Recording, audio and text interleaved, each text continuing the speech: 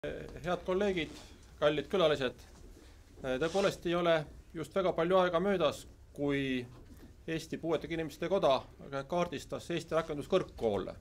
Ja selle tulemusena tuli välja, et Eesti Infotehnoloogia Kolledž on ainukene rakenduskõrgkool, kus on tagatud siis ka erivajadustega inimestele täielik juurdepääs majja ja õpperuumidesse. Ja mul on väga hea meel, et täna me oleme siin selleks, et tõepoolest demonstreerida siis just eeskätt liikumis- ja koordinatsioonipuuetega inimeste jaoks mõeldud tugitehnoloogiliste lahenduste komplekti. See tähendab seda, et kui inimesed saavad meil majja sisse, siis nüüd me oleme jõudnud ka sinnamaale tõepoolest, et siin maja sees me suudame nendele inimestele pakkuda kindlasti parimat IT-haridust, sõltumata sellest, milliste vajaduste või võimalustega nad siin on.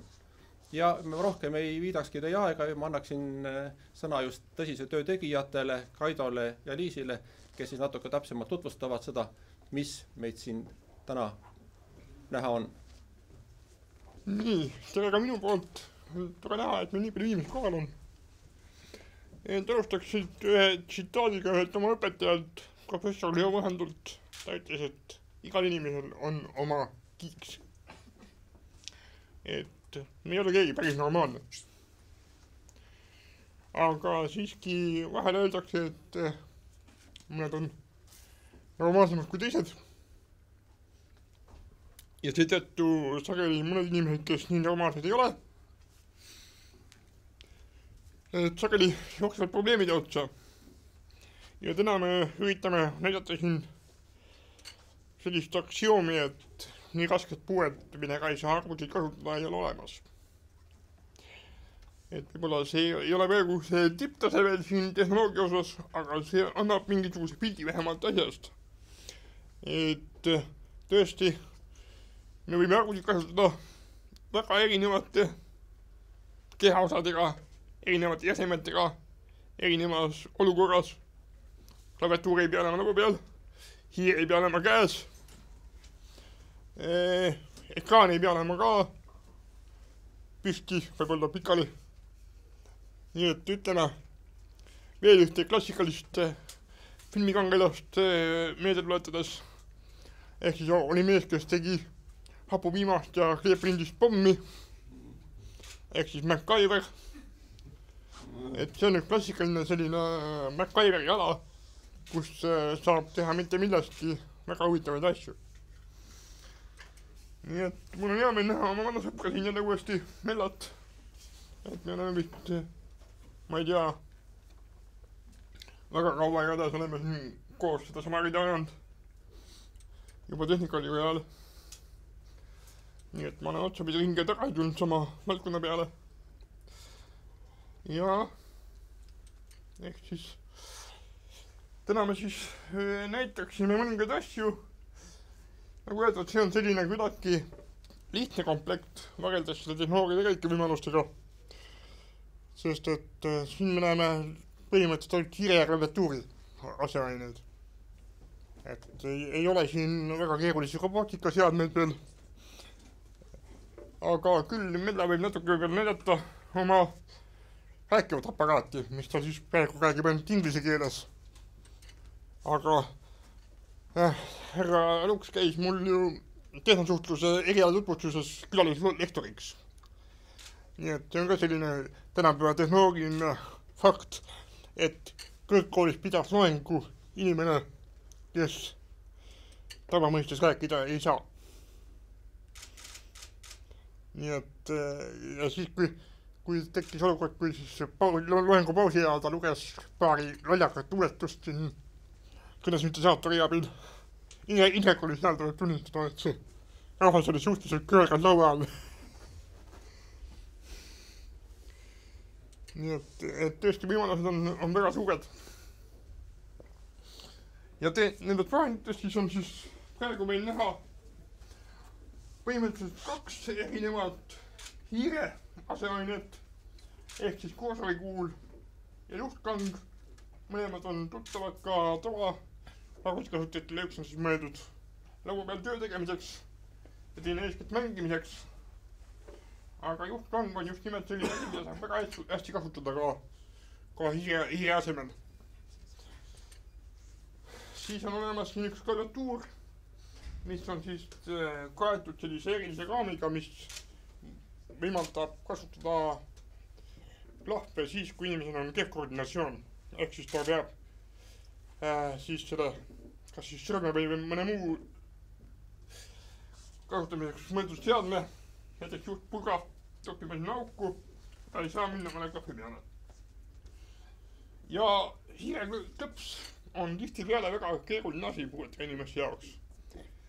Et kes ei usu, et hiir on väga vastik edukas, siis võtke ükskord, proovige, enamik inimesi on praegu käedused.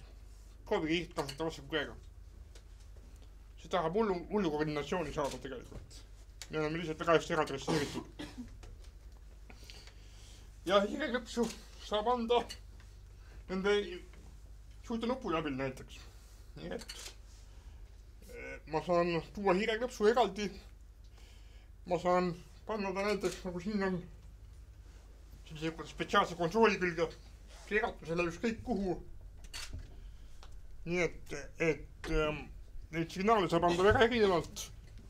Tegelikult võiks öeldagi, et niikaua kui inimesel on olemas üks kontrollitav impulss kehas, kas ta liigutab varbaid, suud, küünanukki, mida iganes, siis ta saab arvutit kasutada. Nii et tõesti see väide, et nii rasket puuet ei ole olemas, millega ei saa arvutit kasutada, see on tegelikult õige. Sest et iseasi, kui mugav see on ja kui kiire see on. Sest et kui on tõesti tegemist väga raske puudega, siis see on aeglane. Aga see on kõik on võimalik. Nii et näiteks klaviatuuri ma saan asendada ekraani peal oleva programmiga, mida siin meelis ka näitas vahepeal. Ja lihtsalt näiteks juhtida kursorit mööda klaviatuuri ja kasutada seda nuppu klaviatuuri eesaimel. Ja tõesti, nagu ma ütlesin, et seda nuppu saab keerata näiteks mis tähes positsioone. Panna kaelm alla näiteks kleeplindiga kleepida siia ja kui inimene suudab tõmmata, siis võib niimoodi kokku, siis sellest piisab. Nii et see on jällegi selline MacGyverlus, et kuidas kasutada hea inimese võimalusi. Nii, aga ma ei tea, keegi soovib midagi küsida või täpsustada. Sest ütleme ausalt, et tegelikult see komplekt, mis meil siin on ütleme jäämäe tipp. See põhiline jäämägi on kõik selle pinna all veel. Nii et tegelikult see tehnika valdkond on äärmiselt suur. Ja ma loodan, et tulevaste projektide raames meil õnnestub ka seda arsenali täiendada. Aga tõesti, võib küsida, et mis see kõige mõte on. Mõte on tegelikult see, mida on räägitud juba ammu puuetega inimeste kohta.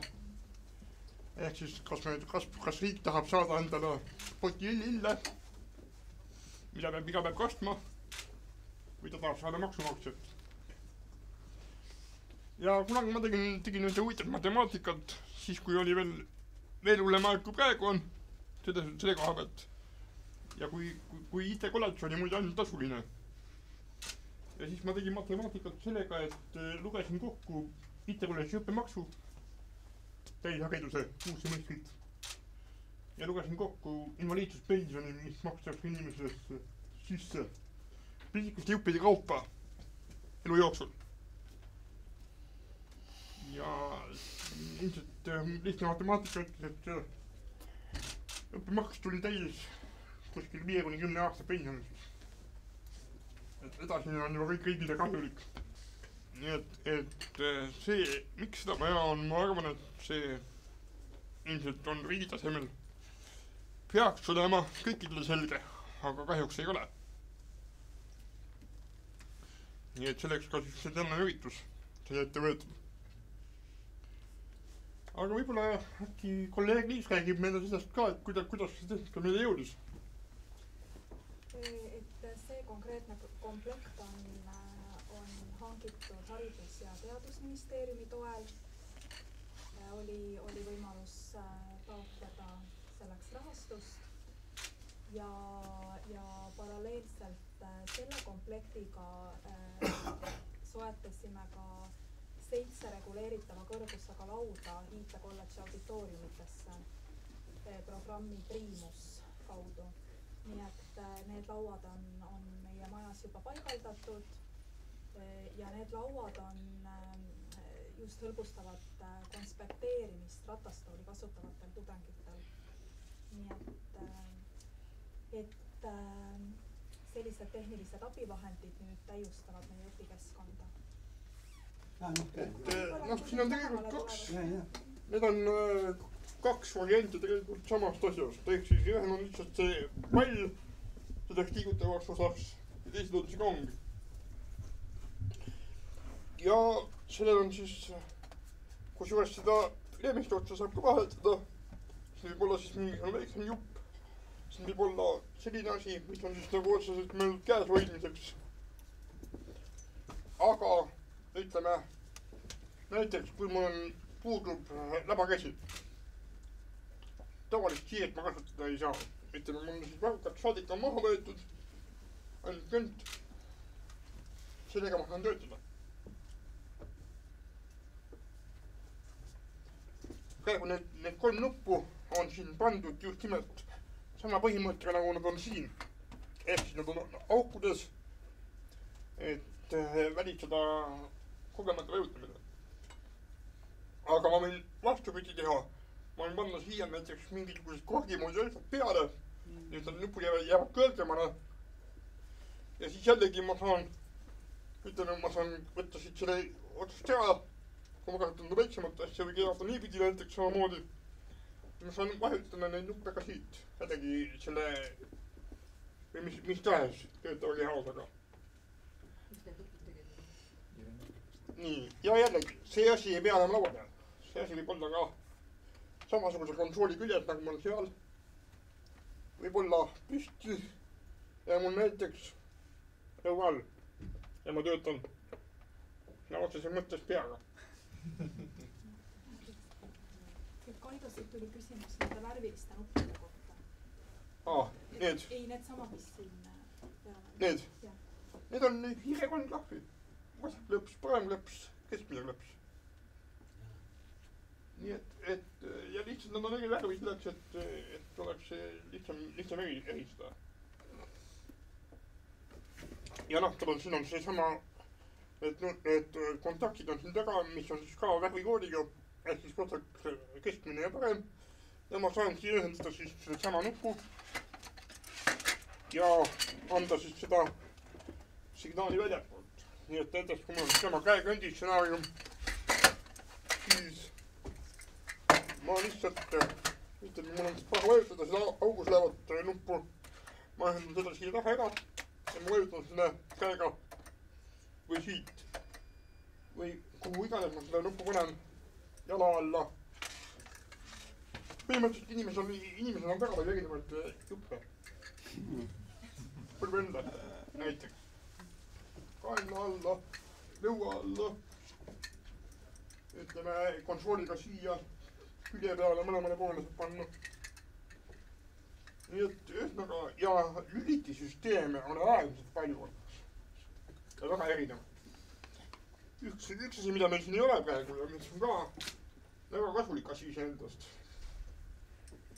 on Morse sisend puhumisturuga. Ehk siis enamasti on just nimelt raskemalt, kui tega inimesel raske teksti sisestada. Kuna sellist niimoodi nõutamine on ikkagi aeglane, nagu praegu meeldis teeb. Kuidas kirjutada näiteks kooli referaati, kui ei ole kumbagi kätt? Ja variant on võtta selline lunt hammaste vahele ja puhuda sinna sisse Morse koodi. Morse kood, pikad lühikesed signaalid ja see läheb läbi translaatori, tekst jookseb ekraani peale. Nii et täiesti olemas ja ma arvan, et see jupp võiks olla meil järgmine aasta, mida me enda maja hangime. nii et maksetranslaator, siis lülititega on näiteks igasuguseid variante, kus on siis saab vile peale näiteks, inimene suudab pilistada erinevaid helikõrgusi. Suudab teha lihtsalt mingisugust häält, näiteks mingi peenike hääl annab ühe signaali ja madala hääl annab teise signaali. Siis saab kasutada erinevaid silmade jälgimisega seotud süsteeme, näiteks pilgu jälgimist. Kaamerad võetakse siia üles, need vaatavad silma liikumist ja pilgule juhitakse mingit seadet. Nii et need erinevaid variante on maailmas olemas üsna palju. Siis täiesti omaette maailm on muidugi see tehnika, mis on mõeldud vaegnägijatele ja eriti pimedatele inimestele, kus on siis tegemist kas siis kõnega, heliga, ehk siis ekraani peal toimub, loetakse inimesed ette või punktkirjaga, ehk siis muudetakse ja kombitavaks tekstiks, mida siis loetakse läbi spetsiaalse monitori sõrmedega. See tehnoloogia kahjuks on üks kõige kallimad. Nii et Braille tehnikat me ilmselt päris esimesel järjekorras endale lubada ei saa, aga ehk kunagi ikka. Ja Braille tehnika tänapäeval võimaldab täiesti edukalt töötada ka pimedatel programmeerijatel. Nii et ka tarkvaraarendaja võib olla inimene tänapäeval, kui tal on olemas piisav tehnoloogia.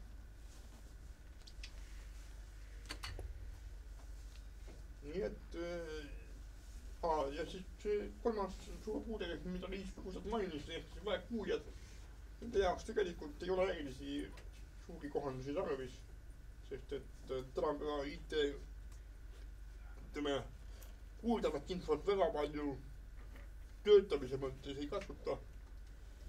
Lihtsalt see inimene ei saa jälgida näiteks YouTube'i videosid ja sellises täismahus, et lihtsalt sealt tuleb vaadata seda, mis vormis infot esitatakse ja siis enamasti videod transkribeeritakse ära, ehk siis kasutatakse subtiitreid videote puhul. Et selles mõttes IT sobib vaegkuuljatele päris hästi.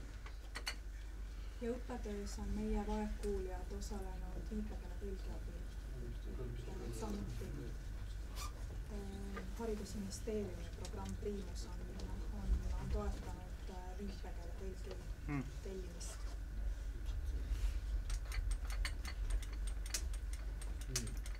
Võib-olla Kaido sellest klaviatuurist veel ka, et... Sellest siit? Jah. See on tegelikult lihtsalt on see on sellepärast natukene teistmoodi, et on esiteks väiksem. Sobib inimesele, kelle puhul on kas siis näiteks töötab ainult ühe käega. Siin on liikumisvaatus suurem, kus ta peab sõitma. Siin on vähem liikumist ühest servast teise. Siis tal on siin nurgas on trackball ehk kursor kuul, ehk siis kiire asemine on tal ka olemas peal. Ja klapid on tal siin, earklapid. Põhimõtteliselt see on muidugi siis nii, et tal on praegu pandud siia peale see raam, aga seda saab maha võtta. Raami mõte on siis see, et kui inimene töötab näiteks, mul hetkel ei ole pastakat käe pärast, et võib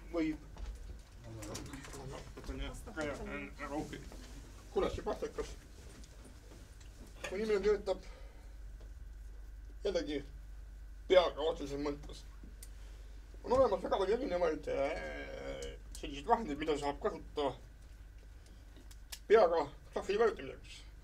Võin panna näiteks sellise klassikalise rullnoka mütsi pähe endale ja noka küljes on pulk, millega ma vajutan klahva. Ja see pulk ei pea olemas jeekrida, võib olla ka näiteks kaarega niimoodi tulla alla ja ma vajutan klahve näiteks, et mul on selline käsi mütsi küljes nii-öelda. aga jällegi, kes ütles, et klaviatuur peab olema püsti või pikali laua peal, võib-olla siin selle küljes näiteks või kuskil minu ees ja pole midagi väga suurt tehnika imet.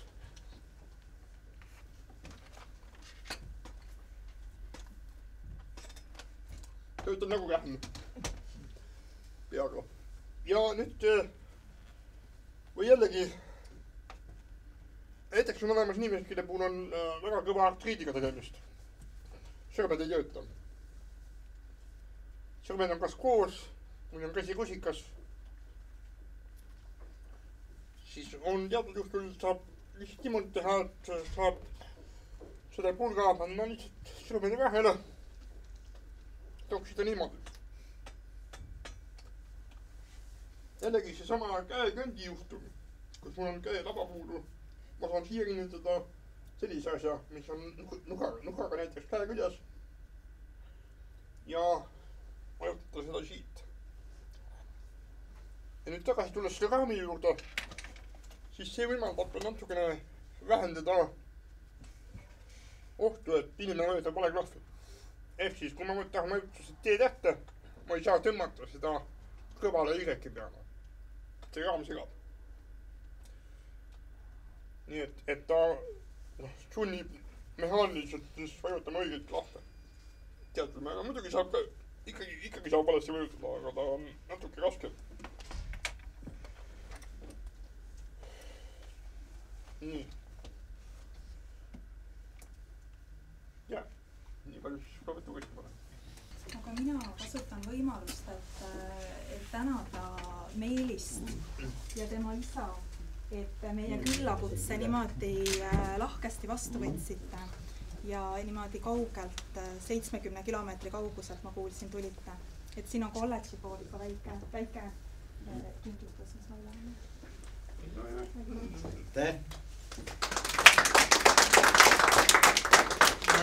Järgmine kord näed ka pingviini moodi välja vähemalt. Ja Kaidole ka suur tänu.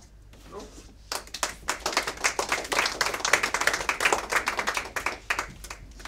Et Kaido teadmistest sellel alal on olnud palju kasu, et need vahendid on kolledžisse jõudnud.